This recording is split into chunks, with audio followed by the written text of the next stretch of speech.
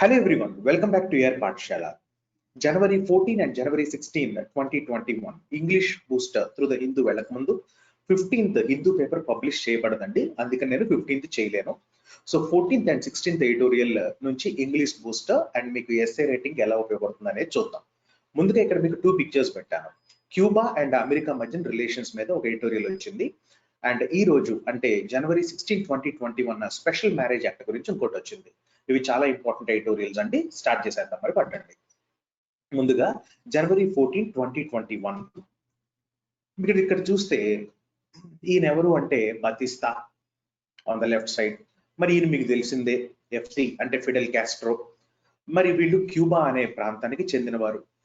మీరు ఇక్కడ చూస్తే బతిస్తాని ఓవర్త్రో చేసిండు ఎవరు, ఫిడెల్ కాస్ట్రో.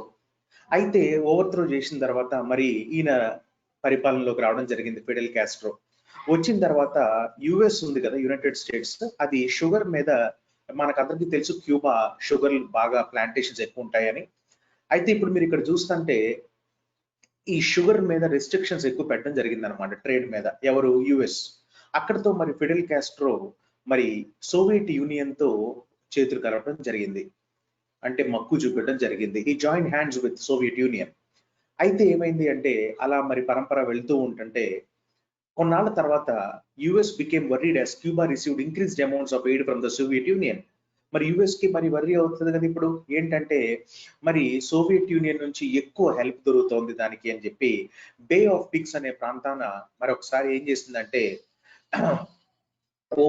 ఫిడెల్ కాస్ట్రో పరిపాలనని ఓవర్త్రో చేయడానికి మరి ఏం చేసిందంటే కొంతమంది ఇంటెలిజెన్స్ ఆఫీసర్స్ ని పంపించింది.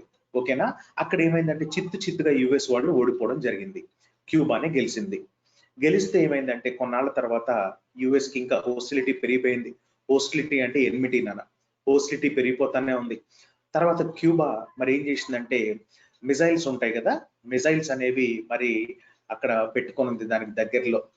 అయితే ఇవి ఎవరి అంటే సోవియట్ యూనియన్ యొక్క మిజైల్స్ అని యుఎస్ మరి పసిగట్టేసింది. దాని తర్వాత ఏమైందంటే మరి రిపీటెడ్ వార్నింగ్స్ ఇచ్చేసరికి వీళ్ళు మిజైల్స్ అనేది వెనక్కి తీసుకోవడం జరిగింది, ఎవరు, క్యూబా వాళ్ళు. సో ఇంకా యుఎస్ కిను క్యూబాకి రిలేషన్స్ అట్లానే ఉన్నాయి. ఉంటే కొన్నాళ్ళ తర్వాత ఏమైందంటే మరి ఫిడెల్ కాస్ట్రో ముసలివాడు అవుతున్న కొద్దీ మరి ఈయన వెనిజువేలా లీడర్ హ్యూగో చావెస్ తో మరి ఒప్పందాలు కుదుర్చుకోవడం జరిగింది. మరి వెనిజువేలా అంటే గనక ఆయిల్ ఎక్కువ ఉంటుంది.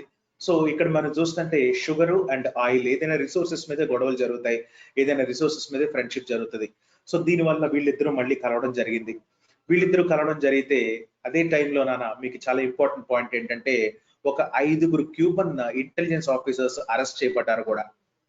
ఓకే. అయితే వీళ్ళు యుఎస్ వాళ్ళు అరెస్ట్ చేశారనమాట, ఈ 5 ఇంటెలిజెన్స్ ఆఫీసర్స్ ని. వీళ్ళు క్యూబాకు చెందిన వాళ్ళు. అట్లా మరి గొడవలు అవుతూ ఉండే కొద్దీ మరి ఫిడెల్ కాస్ట్రో మరణించడం జరిగింది. దాని తర్వాత వాళ్ళ బ్రదర్ రావుల్ కాస్ట్రో వచ్చారు. ఈయన వచ్చిన తర్వాత యుఎస్ ఒబామా రావడం జరిగింది. అయితే వీళ్ళిద్దరికి మళ్ళీ ఫ్రెండ్లీ అమికబుల్ రిలేషన్షిప్ మొదలైంది. మళ్ళీ amicable relationship.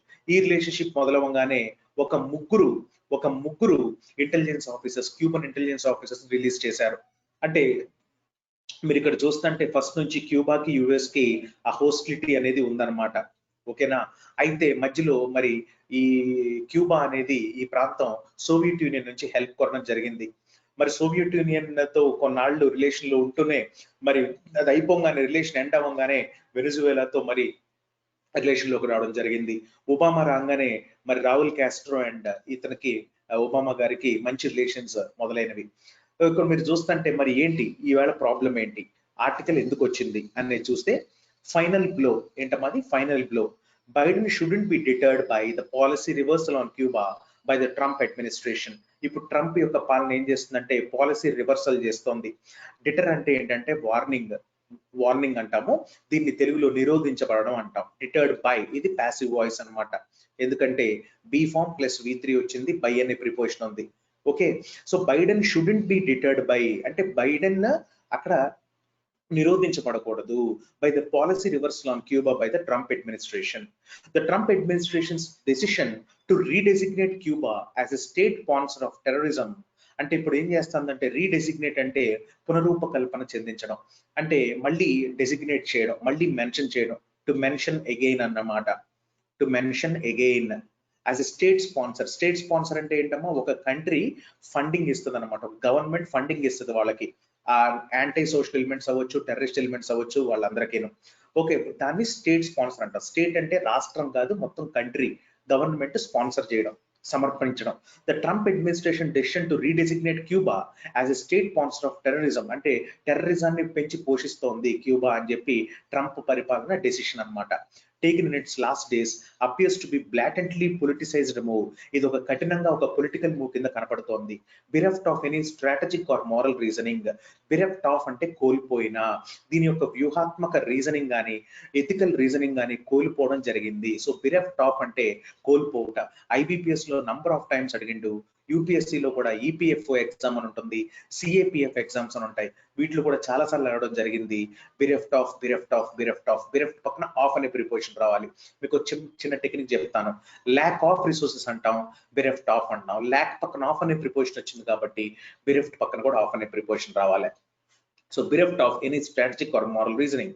In the announcement, US Secretary of State Mike Pompeo cited అంటే మెన్షన్ చేసిరు అని, cited Cuba's hosting of 10 Colombian rebels, a few American fugitives అంటే ఏమంటారు, the ones who escaped from the ambit of law, అంటే పారిపోయిన వారు, చట్టం నుంచి పారిపోయిన వారు, a few American fugitives and its backing for Venezuelan President Nicolas Maduro as evidence for its support for acts of international terrorism. మొత్తానికి ఇక్కడ Cuba అనేది ఇంటర్నేషనల్ టెర్రరిజం లో మరి పాల్గొని ఉంటుంది, మరి దీనికి వేరే యొక్క ప్రెసిడెంట్స్ యొక్క మద్దతు కూడా లభిస్తోంది అని చెప్పడం జరిగిందనమాట. అండ్ ఇంకోటి ఏంటంటే మైక్ పాంపియో ఏమన్నారంటే, క్యూబా 10 కొలంబియన్ రెబల్స్ ను కూడా మరి పెంచి పోషిస్తోంది, అమెరికన్ ఫ్యూజిటివ్స్ అండ్ ఇట్స్ బ్యాకింగ్, అంటే అమెరికన్ ఫ్యూజిటివ్స్ ను కూడా మరి ఇక్కడ మరి పెంచి పోషిస్తోంది అని. Next, the designation now puts the Caribbean country with Iran, North Korea and Syria and would trigger fresh sanctions, making it more difficult for Cuba to do business. ఇప్పుడు మరి ఈ పాలసీ రివర్సల్ ఏదైతే ఉందో, ఒబామా ఫ్రెండ్లీ రిలేషన్షిప్ ఉంది, friendly policy, ఇప్పుడు దాన్ని reversal చేస్తానంటున్నారు Trump. అంటే వాళ్ళని ఎనిమీ కంట్రీ కింద డెసిగ్నేట్ చేద్దాం అంటుండవు. మరి ఇప్పుడు క్యూబా కొంచెం కష్టంలోనే ఉంది. టు డూ బిజినెస్ అంటే మరి దాని కార్యాచరణలు సాగించుకోవడానికి కొంచెం కష్టమే ఉంటుంది మరి ఇప్పుడు, ఎందుకంటే ఒక్కసారి అమెరికా శాంక్షన్స్ రిలీజ్ చేసిందంటే పాలసీ రివర్సల్ మీద, మరి క్యూబాకి ట్రేడ్ వాటి మీద అన్నిట్లో రెస్ట్రిక్ట్ అవుతుంది, ఫండింగ్ కూడా రాదు. Havana has stated that returning the Colombian rebels would complicate the peace process in which it is a mediator. మరి హవానా కూడా ఏముందంటే, కొలంబియన్ రెబల్స్ ఎవరైతే ఉన్నారో వాళ్ళని మేము రిలీజ్ చేయలేము. Okay, with regard to Venezuela, Cuba is following a foreign policy which it thinks serves its best interest, dealing with the country's government irrespective of Washington's opinion. Not even the harshest critics అంటే ఎవరంటే విమర్శకులు. CRATIC అంటే విమర్శకుడు, CRATICS అంటే విమర్శకులు. So not even the harshest critics of the single party communist government in Havana, which faced a domestic protest recently for freedom of expression, would allege అంటే ఆరోపించుట its involvement in terrorist activities. As the Trump administration prepares to hand over power to a new president, అంటే Trump administration ఇప్పుడు ఏమంటే Joe Biden కి ఇచ్చేయాలి కదా, hand over చేయాలి దాన్ని.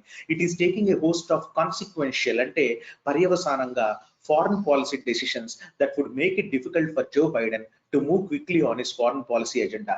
ఒక ఆఫీస్ లో ఒక ఆయన వెళ్ళిపోతున్నప్పుడు ఆయన ఏం చేస్తాడు, కొత్తగా వచ్చే ఆయన మీద కొంచెం వీడికి సైకో ఏమంటారు దాన్ని, కొన్ని రెస్ట్రిక్షన్స్ పెట్టేసి వెళ్ళిపోతారు అనమాట, వాడిని ఏడిపించుకు తినేలాగా. అందరూ అలా ఉంటారు కొంతమంది. సో ఇక్కడ మనం చూస్తుంటే ట్రంప్ అనే అతను ఏం చేస్తున్నారు అంటే, ఆయన మరి తర్వాత వచ్చే జో బైడెన్ ఎవరైతే ఉన్నారో ఆయనకి మరి ఫారెన్ పాలసీలో ఏ స్టెప్స్ తీసుకోవాలో కొంచెం డిఫికల్ట్, అంటే ఆ సిచ్యువేషన్ లో పెట్టేసి వెళ్ళిపోదాం అనుకుంటున్నారేమో. అమెరికాస్ యాక్రిమోనీ, యాక్రిడ్ అంటే దాని అర్థం చేదు, యాక్రిడ్ అంటే చేదు నాన్న. సో యాక్రిమోనీ అంటే ఇక్కడ నౌన్ అని వాడిండు, నౌన్ కింద వాడిండు అనమాట. ఓకే, యాక్రిమోనీ బిట్టర్నెస్ అనుకోవచ్చు ఇంగ్లీష్ లో మనం, ఏంటమ్మా అది బిట్టర్నెస్. సో ఇక్కడ చూడండి, అమెరికా యొక్క bitterness towards Cuba has its roots in the cold war period నుంచి మరి స్టార్ట్ అవుతానే ఉంది అమెరికాకి క్యూబాకి ఆ చేదుతనం. As US President Barack Obama noted when he opened up towards Cuba, their adverse relations were a relic of the past. Relic అంటే ప్రాచీనగా, అంటే ఇది US president Obama కూడా గ్రహించిరాయన్నమాట. relic అంటే ప్రాచీన చిహ్నము అని. He had taken a more realistic approach towards the Cubans than his predecessors అంటే పూర్వీకులు. Obama గారు ఏం చేశారంటే, ఆయన పూర్వీకుల కంటే ఈయన కొంచెం భిన్నంగా ఒక పాలసీ తీసుకున్నారు, ఒక డెసిషన్ తీసుకున్నారు. The US has punished Cuba for decades with harsh sanctions. కొన్ని మరి ఇక్కడ ప్రెసెంట్ పర్ఫెక్ట్ టెన్స్ ఇవ్వడం జరిగింది. ప్రెసెంట్ పర్ఫెక్ట్ టెన్స్ అంటే ఏంటన్నా ఎప్పటి నుంచో జరుగుతూ ఇప్పటికీ ఉన్నది అని.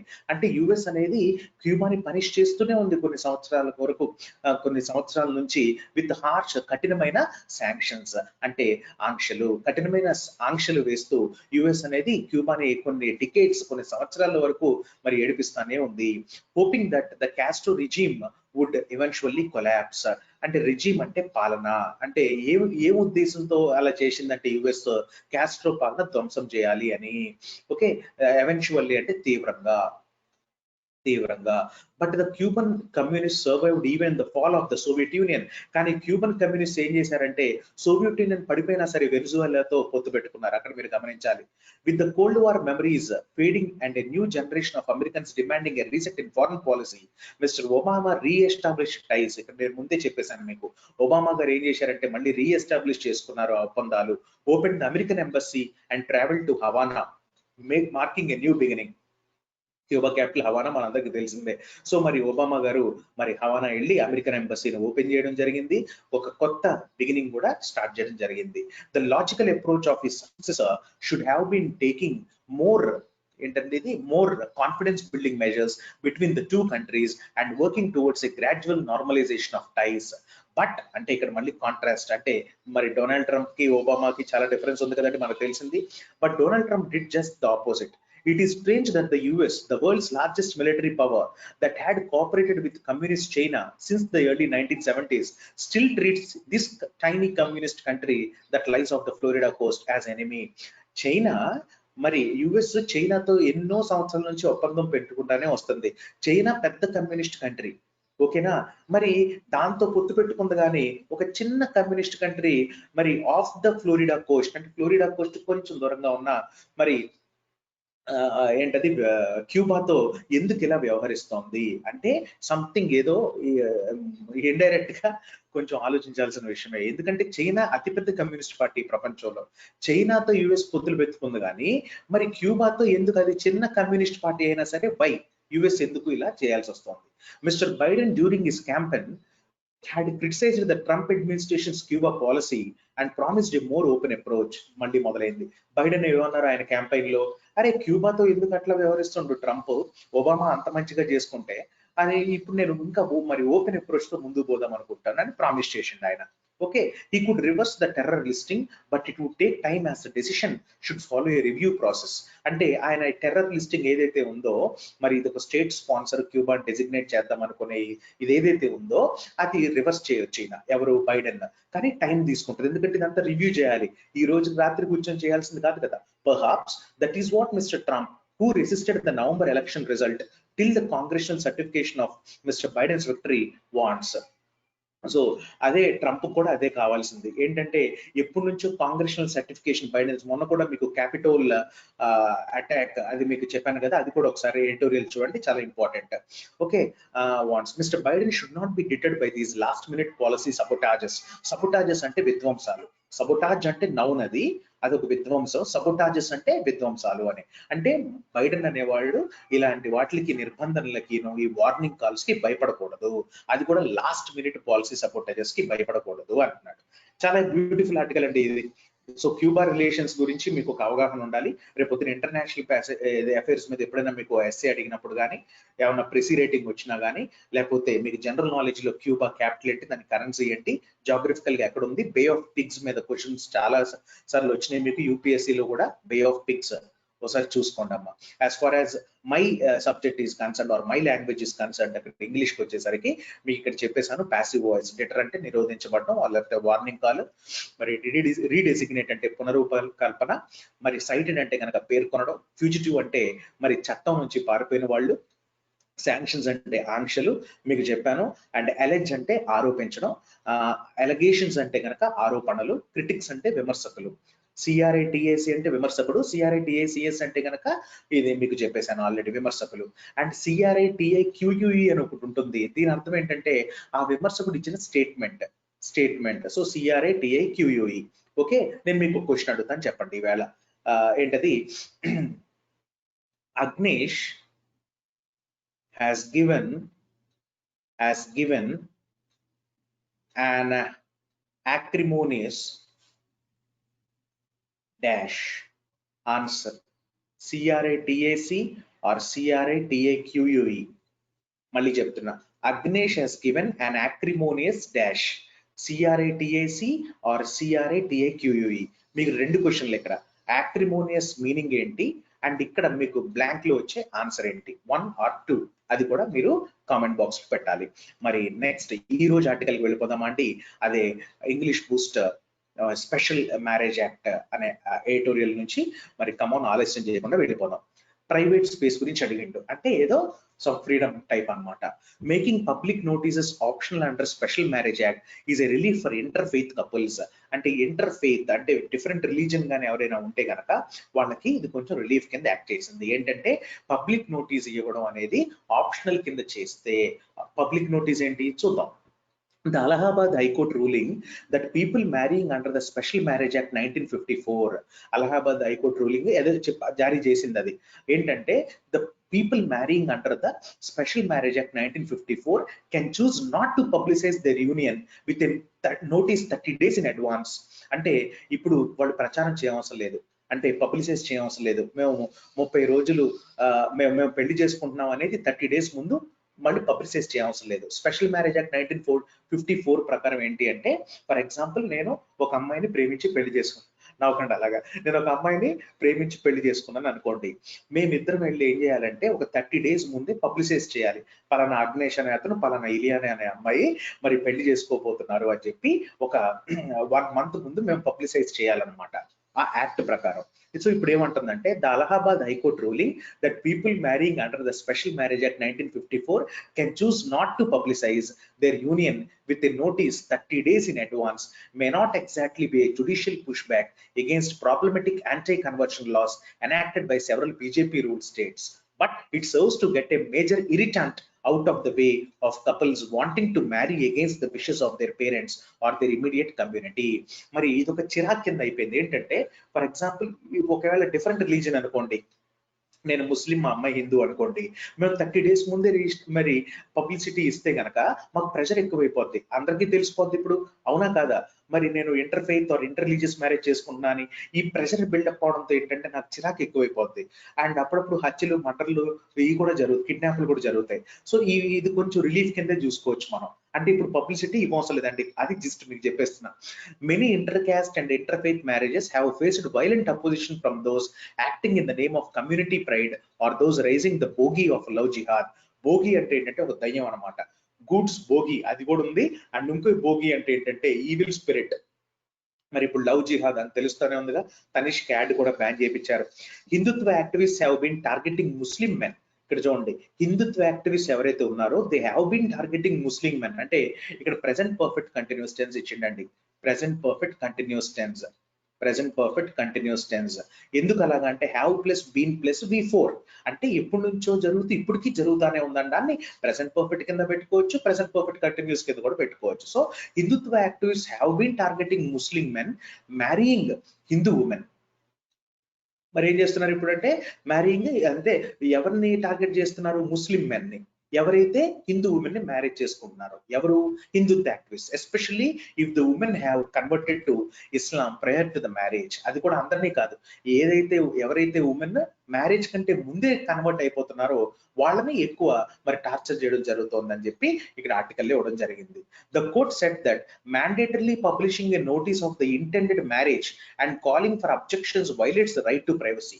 మరి అంతే కదా, నేను ఒక అమ్మాయిని వెళ్ళి పెళ్లి చేసుకోవాలి, different religion, different caste or whatever different religion మరి అనుకుంటే గనక ఇక్కడ ఏమవుతుంది అంటే 30 days ముందే నేను నోటీస్ ఇస్తే మరి ప్రెషర్ బిల్డప్ అవుతుంది, అది నా ప్రైవసీకి భంగం కలిగిస్తుంది. కాబట్టి కోర్టు అదే చెప్పింది అనమాట. తప్పనిసరిగా, మ్యాండేటరీ అంటే ఏంటంటే తప్పనిసరిగా నువ్వు పబ్లిష్ చేస్తే గనక అదేంటంటే it violates the right to privacy, మన ఫండమెంటల్ రైట్ ని వైలేట్ చేస్తోంది, అతిక్రమిస్తోంది. According to the new order, if a couple gives it in warning writing that they do not want the notice published, the marriage officer can solemnize the marriage. Solemnize అంటే ఏంటంటే పవిత్రత చేయుట. అంటే marriage officer ఎటువంటి objections లేకుండా వాళ్ళని marriage అనేది సోలమ్నైజ్ చేస్తారు. Under section 5 of the act, which enables interfaith religious marriages. The couple has to give the notice to the marriage officer, and under section 6 and 7 the officer has to publicize the notice and call for objections. ఇక్కడ చూస్తే ఈ act ఏదైతే ఉంది act ప్రకారం దీంట్లో sections ఉంటాయి. Section 5 లో ఏమవ్వాలి అంటే మీరు రిజిస్ట్రేషన్ చేసుకోవాలి. ఏంటంటే ఇంటర్ఫేత్ మ్యారేజ్ చేసుకుంటే గనక మీరు నోటీస్ ఇవ్వాలన్నమాట, మ్యారేజ్ ఆఫీసర్ కి నోటీస్ ఇవ్వాలి. ఆయన ఏం చేస్తాడంటే సెక్షన్ 6 and 7 ప్రకారం ఆయన పబ్లిసైజ్ చేస్తాడు. అది పబ్లిసైజ్ చేసి ఏమైనా అబ్జెక్షన్స్ ఉన్నాయో లేదో మళ్ళీ అడుగుతాడు అనమాట. సో ఈయన పబ్లిష్ చేసేది అండ్ ఇంకోటి ఏంటంటే అబ్జెక్షన్స్, అవి సెక్షన్ 6 and 7. నువ్వు వెళ్ళి నోటీస్ ఇవ్వడాన్ని ఏమంటాము అంటే గనక అది has to give notice to the marriage officer. Marriage officer కి ఈ కపుల్ ఎవరైతే ఉన్నారో వాళ్ళు నోటీస్ ఇచ్చేది సెక్షన్ 5 అమ్మ. యూపీఎస్సీలో కొంచెం జంబుడ్ క్వశ్చన్స్ అడుగుతారు, అందుకని డీటెయిల్డ్ గా చెప్తున్నారు. But in his order, Justice Vivek Chaudhary said the act's interpretation has to be such that it uphold చేయడం అంటే సమర్థించబడటం. Okay, fundamental rights, not violate them. నేను ఏదైతే ఇచ్చానో నా ఇంటర్ప్రిటేషన్ ఏదైతే ఉందో అది ఫండమెంటల్ రైట్స్ సమర్థిస్తోంది. అనవసరంగా వాళ్ళ రైట్ టు ప్రైవసీని భంగం కలిగించకండి. Law should not invade liberty and privacy, he said, including within its sphere. దాని రంగంలోనే freedom to choose for marriage without interference from state and non state actors of persons concerned. వాళ్ళు అసలు objections పెట్టకూడదు అని చెప్తున్నాడు ఆయన. The high court ruling came on the plea అంటే అభ్యర్థన. మళ్ళీ చెప్తున్నాను చూడండి, ప్లీ అంటే అభ్యర్థన. The high court ruling came on the plea of a Muslim woman who converted to Hinduism. ఇక్కడ ట్విస్ట్ చూడండి, ఒక ముస్లిం ఉమెన్ హిందూయిజం కింద కన్వర్ట్ అయింది, అంటే హిందూ కింద కన్వర్ట్ అయింది. For marriage as the couple saw the notice period under the special marriage act as an invasion of their privacy. వీళ్ళకి ఇది నచ్చలే. ఒక ముస్లిం ఉమెన్, ఒక హిందూ కుర్రాడు ఉన్నారు. వాళ్ళు ఏం చేశారంటే ఆఫీస్కి వెళ్ళారు, మ్యారేజ్ ఆఫీసర్ దగ్గరికి. ఆయన అన్నాడు ఈ యాక్ట్ ప్రకారం సెక్షన్ 5 కింద మీరు రిజిస్ట్రేషన్ చేయించుకోండి, నేను తర్వాత 6, 7 ప్రకారం పబ్లిష్ చేసి అబ్జెక్షన్స్ లేదా అడుగుతా అన్నాడు. వాళ్ళకి మధ్యలో పోయినాయి. అదేంటి, నేను నా ఇష్టం మీద ముస్లిం ఉమెన్ నేను హిందూయిజం కన్వర్ట్ అవుదాం అనుకుంటున్నా, నా ప్రైవసీని దెబ్బతీయడానికి మీరెవరు, మీరు పబ్లిసైజ్ చేసేది ఏంటి అనుకున్నారు వాళ్ళు. Justice Chaudhary's remarks on state and non state actors will undoubtedly be read in the context of the Uttar Pradesh prohibition of unlawful conversion of religion ordinance 2020 that particularly targets interfaith marriages. మరి ఇక్కడ చూస్తే కనుక మరి Uttar Pradesh prohibition of unlawful conversion of religions ordinance 2020 మన release అయింది, మీకు తెలిసిందే. అది దాంతో పాటు మరి ఈసారి ఇది కూడా ఈ కంటెక్స్చువల్ గా మరి చదవాల్సిన అవసరం ఎంతైనా ఉంది, రిఫర్ చేయాల్సిన అవసరం ఎంతైనా ఉందని చెప్తున్నాడు.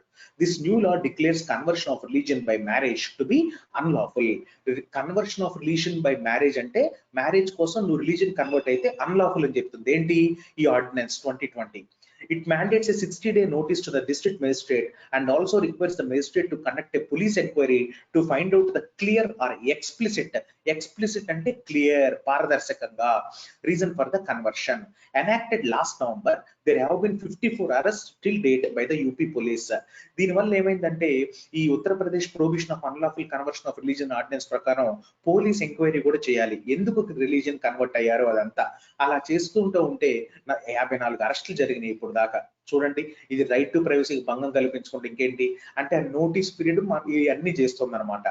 The HC ruling can now be cited అంటే ఉదహరించబడుతోంది. ఇప్పుడు హైకోర్టు రూలింగ్ ఏదైతే ఉందో Allahabad high court ruling across India to prevent public notices under the special marriage act. ఏం ఇప్పుడు సినిమా కేల్కతం దుకాన్ బంద్ ఏంటంటే ఇప్పుడు స్పెషల్ మ్యారేజ్ యాక్ట్ ప్రకారం ఆ సెక్షన్ 5 ఏదైతే ఉందో దాని ప్రకారం 1 month ముందు నోటీస్ జారీ చేయాలి. మీరు వెళ్ళి అడగాల్సిన అవసరం లేదు, అంటే మీరు వెళ్ళి అక్కడ రిజిస్ట్రేషన్ చేయించుకోవాల్సిన అవసరం లేదు. రిజిస్ట్రేషన్ చేయించుకోలేదంటే అక్కడ మరి పబ్లిసిటీ కూడా ఉండదు, ఆ పబ్లిసిటీ లేకపోతే అబ్జెక్షన్స్ కూడా ఉండవు, ఏమి ఉండవు. దీన్ని బట్టి ఏంటంటే ఎవరి రైట్ టు ప్రైవసీ వాళ్ళు అలా అప్హోల్డ్ చేసుకోవచ్చు అని. So interfaith couples will hope that when the supreme court hears pleas on the UP conversion law, it will be guided by progressive verdicts such as the 2017 Aadhar ruling on the right to privacy as a basic right and the 2018 judgment on Hadia ఈ అమ్మాయి తెలుసు కదా కేరళలో, upholding the students right to choose a partner, a Muslim man in Kerala as an essential freedom. మరి ఈ అమ్మాయి ఏం చేసిందంటే ఈ అమ్మాయి మరి ముస్లిం కింద కన్వర్ట్ అయింది అనమాట. ఎందుకు ముస్లిం మ్యాన్ ని పెళ్లి చేసుకుందాం అని. ఇక్కడ ఈ కంటెక్స్ట్ వస్తుంటే ఒక హిందూ అమ్మాయి of a Muslim woman who converted to Hinduism. ఇక్కడ ఏమైంది, ముస్లిం అమ్మాయి హిందూ కింద కన్వర్ట్ అయింది. ఇక్కడ ఏమైంది, హిందూ అమ్మాయి ముస్లిం కింద కన్వర్ట్ అయింది. ఈ కన్వర్షన్స్ ఏవైతే ఉన్నాయో వీటి మీద ఏంటంటే నువ్వు వెళ్ళి ఎప్పుడైతే స్పెషల్ మ్యారేజ్ యాక్ట్ ప్రకారం నువ్వు రిజిస్ట్రేషన్ చేయించుకుంటున్నావో ఆ 1 month ఆ పబ్లిసిటీ పీరియడ్ ఉంది చూసారా, అక్కడ మీకు టెన్షన్ డెవలప్ అవుతుంది, ప్రెషర్ డెవలప్ అవుతుంది, గొడవలు జరుగుతున్నాయి, మర్డర్స్ జరుగుతున్నాయి, అరెస్ట్ కూడా జరుగుతున్నాయి. దీన్ని బట్టి రైట్ టు ప్రైవసీ అనేది ఇటు వైలేట్ చేస్తుందని ఉత్తరప్రదేశ్ అంటే అలహాబాద్ హైకోర్టు డిక్లేర్ చేసి పడేసింది. అదండి ఈవేళ కాన్సెప్ట్. అర్థమైందా? సో నా లాంగ్వేజ్, నా సబ్జెక్ట్ వచ్చేసరికి అప్హోల్డింగ్ అంటే సమర్థిస్తూ, వర్డిక్ట్ అంటే తీర్పులు, ఓకే, అండ్ ఎక్స్ప్లిసిట్ అంటే క్లియర్, ఎక్స్ప్లిసిట్లీ అంటే క్లియర్లీ, ఎక్స్ప్లిసిట్లీ అంటే క్లియర్లీ, సైటెడ్ అంటే మెన్షన్డ్ ఆర్ ఉదహరించబడడం. ఓకే, అండ్ నెక్స్ట్ అమ్మా స్పియర్ అంటే 2 వస్తాయి, మన సర్కిల్, కోను, స్పియర్ అవి.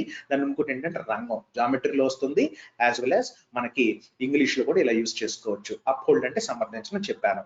ఎనేబుల్ అంటే ఏంటంటే ప్రారంభించడం. మ్యాండేటర్లీ అంటే తప్పనిసరిగా. ఓకే, అండ్ భోగి అంటే ఏంటంటే ఒక ఈవిల్ స్పిరిట్ అన్నమాట. ఓకే, అండ్ యాక్ట్స్ కూడా చూసుకోండి. ఎస్ఏ రైటింగ్ లో బ్యూటిఫుల్ పాయింట్స్ నేను ఎక్కడైతే స్ట్రెస్ చేసి చెప్పానో ఆ పాయింట్స్ రాసుకొని ఒక ఎస్ఏ రాసుకోండి. ఓకే, అండ్ నౌ మీరు మర్చిపోకండి, నేను మిమ్మల్ని ఒక క్వశ్చన్ అడిగాను, గుర్తుందా? Agnes critic question. Agnes has given an acrimonious dash. Acrimonious meaning ఏంటి, ఇక్కడ ఆన్సర్ ఏం రావాలి. ఓకే, అండ్ మోర్ ఓవర్ మీకు ఒక చిన్న అనౌన్స్మెంట్ ఉందమ్మా. ఏంటి అంటే గనక రెగ్యులర్ గా మీకు టెలిగ్రామ్ ఛానల్లో క్విజెస్ పోస్ట్ చేస్తున్నాను. మీకు లింక్ అనేది డిస్క్రిప్షన్ లో పెడతాను. మీరు దాన్ని డైరెక్ట్ గా ప్రెస్ చేసి మరి డైరెక్ట్ గా టెలిగ్రామ్ లో జాయిన్ అయితే రెగ్యులర్ గా మీకు అప్డేట్స్ వస్తూ ఉంటాయి. Quiz with explanation, audio explanation కూడా వస్తుంది. ఓకేనా? మరి ఇది నచ్చినట్లయితే నోట్స్ రాసుకొని తర్వాత మీకు ఇష్టం వచ్చి చేసుకోండి. నమస్తే.